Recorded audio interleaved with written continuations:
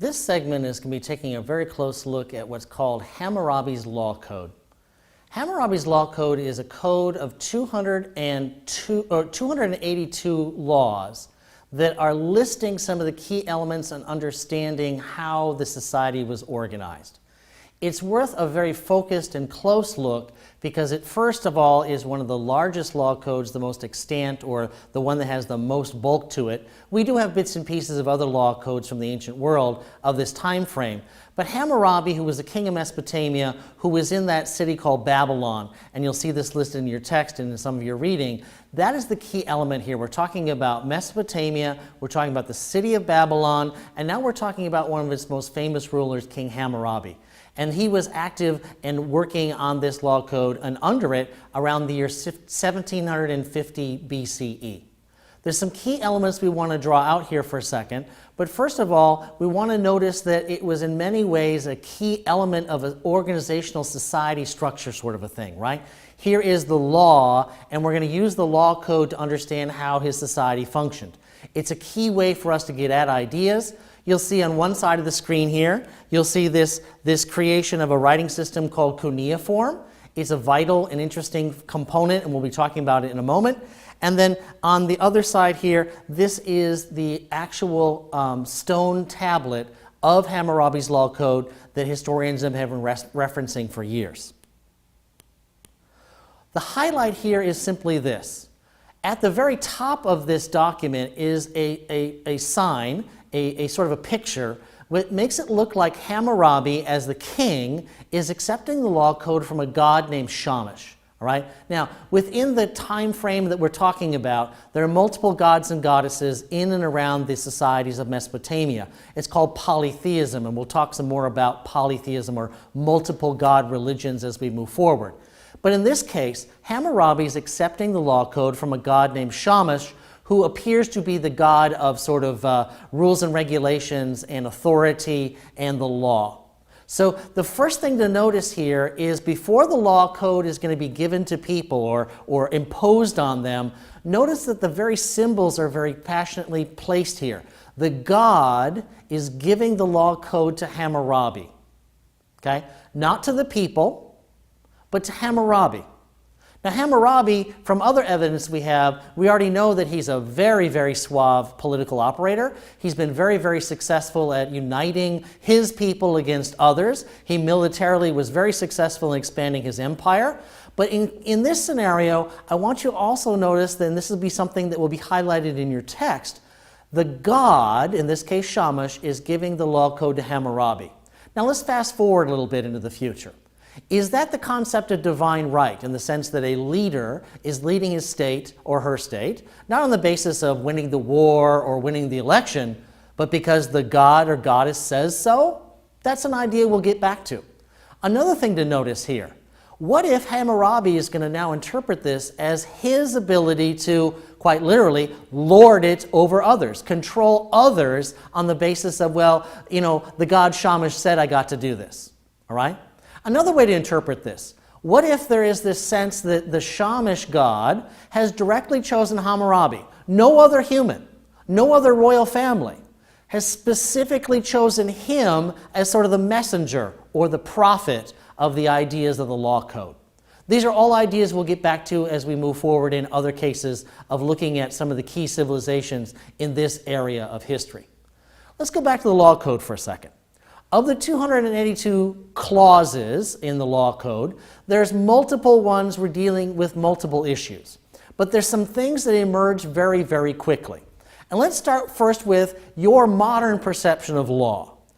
If you live in modern America, you have the basic idea that the law code is equally applied to all, and that it's not an issue of your gender or your status in life or how rich or poor you are. In theory, America is supposed to have that idea that, remember, justice is holding a scale, and the scale is even. And that in many depictions of the idea of justice in modern America, there's a blindfold across the goddess justice. It's a simple concept, but it's supposed to be enforcing the idea that there's one law and it should fit everybody evenly. Now, we'll leave aside conversations about modern America for a second. Let's go back to Hammurabi's law code. Hammurabi's law code is organized very differently. It is organized on the basis of active discrimination. And I said that right. The code is not intending to deliver equal justice for all. That is not the concept that is within it. Instead, as we look at the Code of Hammurabi, and the text that you're looking at will help you dissect it, notice a couple of key things. First of all, it is actively discriminating against women. In the law code itself, women are seen as very subsidiary, very secondary figures in society, almost sort of working under the umbrella of their male family members. That they have very few opportunities in public. They also have very few opportunities to function outside of the umbrella or the control of their men, be it a brother, a husband, or a father. First thing we should notice. Another thing you should notice as you look at the law code is on top of it discriminating actively against women, it is also fascinated by the idea of how thick or how thin your wallet is. And here's what I mean. It's not the crime you commit, it is who you are, who the victim was, and then to assess who had money. For example, let's say a very, very wealthy man accidentally gouges out an eye of a slave of his neighbor in some sort of freak accident, all right?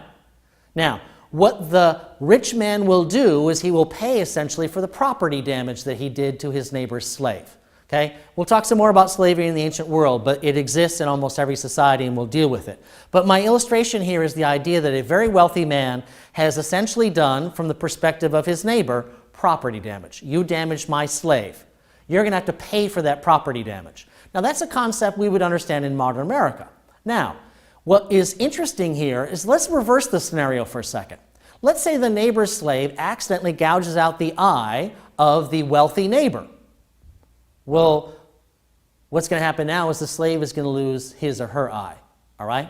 Now, in each case, the accident was the same. An eye got gouged out. But notice the difference here. The rich man essentially pays to fix the damage, but in the case when the slave accidentally created the same problem for a rich man, he is going to lose his eye and potentially his life. I use that as a scenario to help you understand for a second.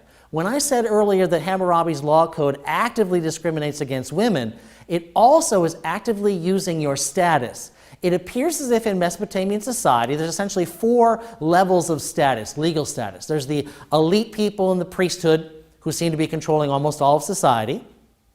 Then there are a group of what are referred to as sort of free commoners that appear to be people who are not slaves but who have some sort of intermediary status. Then there appears to be some very low-level people, especially who are agricultural workers, and then the last group in society is slaves.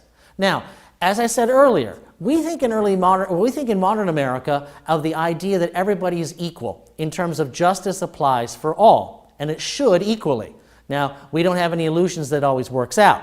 But what if you looked at Hammurabi's law code? The law code starts by discriminating. It doesn't come up accidentally. It's not some hidden thing. From the get-go, from the very beginning of reading the law code, notice that the idea you want is that you want to take a look at the idea that discrimination is built into the system, all right, depending on your status and your gender. So when we go back and review Hammurabi's law codes, those are some of the first things we look at.